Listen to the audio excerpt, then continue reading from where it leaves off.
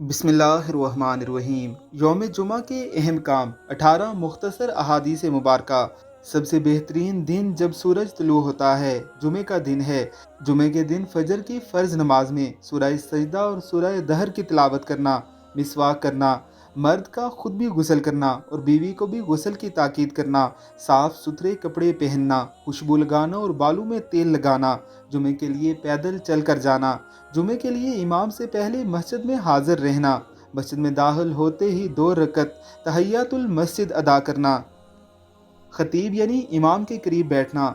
मुक्तदियों का खुतबा जुमा गौर से सुनना और खामोशी के साथ सुनना, दौरान खुतबा फजूल बातें और फजूल काम कतन ना करना, इमाम का नमाज जुमा में सूरह आला और सूरह खाशिया या सूरह जुमा और सूरह मुनाफिकून की तिलावत करना, जुमे के बाद मस्जिद में ही 6 से 4 रकत सुन्नत अदा करना और अगर घर में अदा करना चाहें तो सिर्फ 2 रकत पढ़ना, कसरत से दरूद इब्राहिमी पढ़ना, सूरह कहफ की तिलावत करना, जुमे के दिन सदक़े का एहतमाम करना, जुमा अदा करने के बाद कैलोला करना, फिर खाना खाना,